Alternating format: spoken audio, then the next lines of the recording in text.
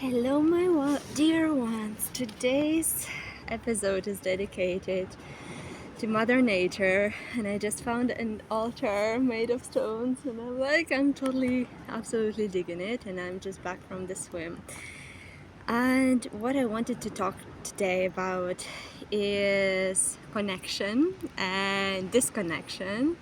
And the whole connection and disconnection thing topic can be only based if we understand the topic of acceptance and the topic of I want it all and I want it now, this fire of desire versus focus. So I have been traveling loads, and one thing I've learned is acceptance.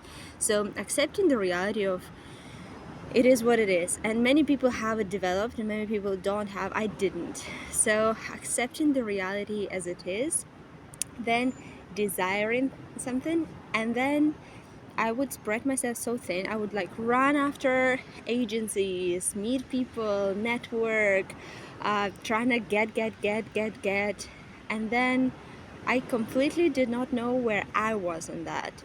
And to build something from yourself, to build a brand, or to build recognition, or to build something, all we need is focus and determination and being able to be patient enough with our mistakes, with our learning processes, and not just focus on,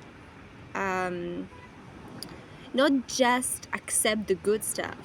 Yes, we focus on what's working when it's working and maybe developing what's not working in future, but we don't just accept the good stuff, right? We accept it all. We learn to accept it all because it's all part of learning. And if you are with people who have gone through this similar thing of exploring their own humanity, they would be so good with accepting you messing up or you learning. They would have unconditional presence and love, but they still would let you make mistakes and face consequences.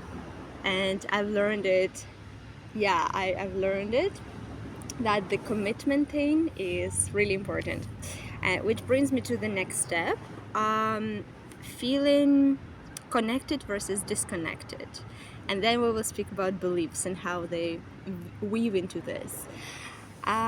Being connected, for example, yesterday I felt lonely. I had a dream of this mountain and feeling trapped, right?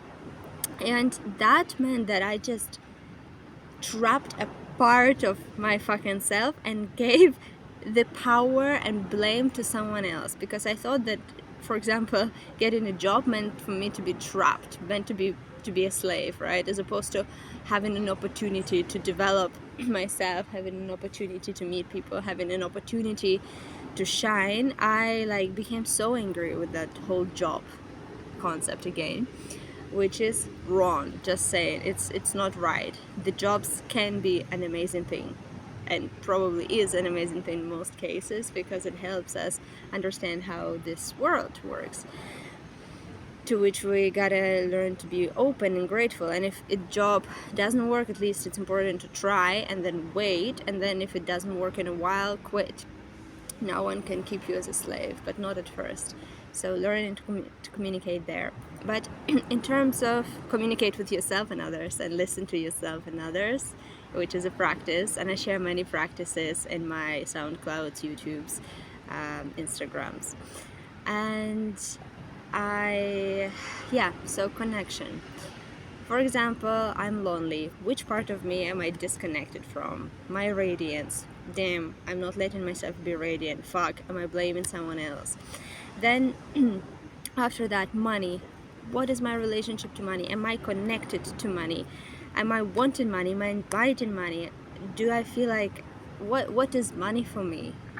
Like, for me, it was not allowing money and pleasure to mix. I had a lot of disgust over things. So working with disgust and pleasure and money, or money for some people means, I don't know, separation of parents, or not having their needs met because parents always chase money, not themselves, stuff like that.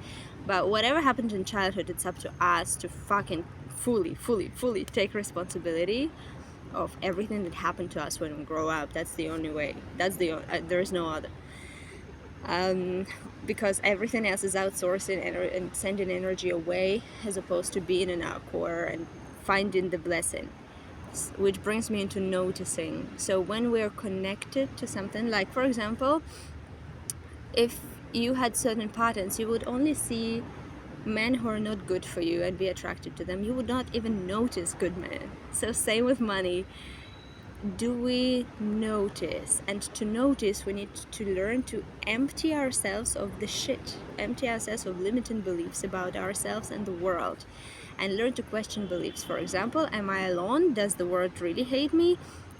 Oh fuck no, I'm just finding the proof of that. Now, can I find the proof that something else works? And yes, past could be really shitty, but when we arrive to the now, which is the only thing that we can arrive to, whatever the past can be transformed, and it's one moment at a time, and it doesn't need to be all work at once.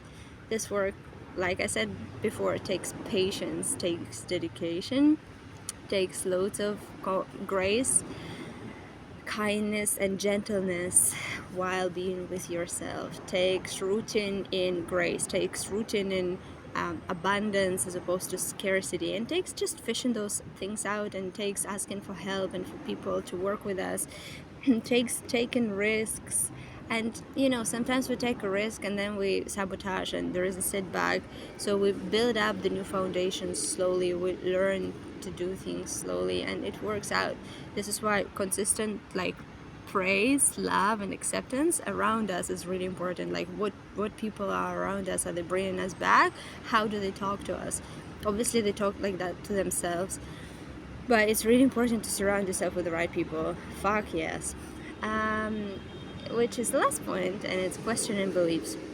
So for example, I'm lonely, no one loves me. Can you find time in your life when someone loved you? And this is the vibration we want to cultivate. I also used to think that everything depends on my vibe, but I didn't understand that the vibe depends on beliefs. Vibe depends, I was so scared to suddenly be low vibe instead, and then I wasn't anymore, and then I started accepting more and more and more of this vibe that is not good, because it's really important for honesty with yourself and for flow of life to flow through us, to be able to find enormous value in shitty vibes, the messages that they carry. The whole Instagram is speaking about it. So yeah, I wanted to share this with you guys because this is what I teach in my containers. My biggest love is singing, is dancing, is movement, is creating together, is organizing spaces to speak about these things, is just being who I am, being this vibe in this life, traveling, exploring, creating connections between schools, and hugging people and telling people how to work with their psyche, how to look for opportunities, forgiving themselves when they do things out of survival, which is so many of the countries. And the main thing is empowering yourself and your community, and seeing how to build communities, and seeing other people's patterns, and seeing how can we not influence, but what do people need to heal? Do they need grace? Do they need to be acknowledged? Because nothing in this life is guaranteed, not even the next second, and we get to be here for another day, and it just makes me feel alive and grateful.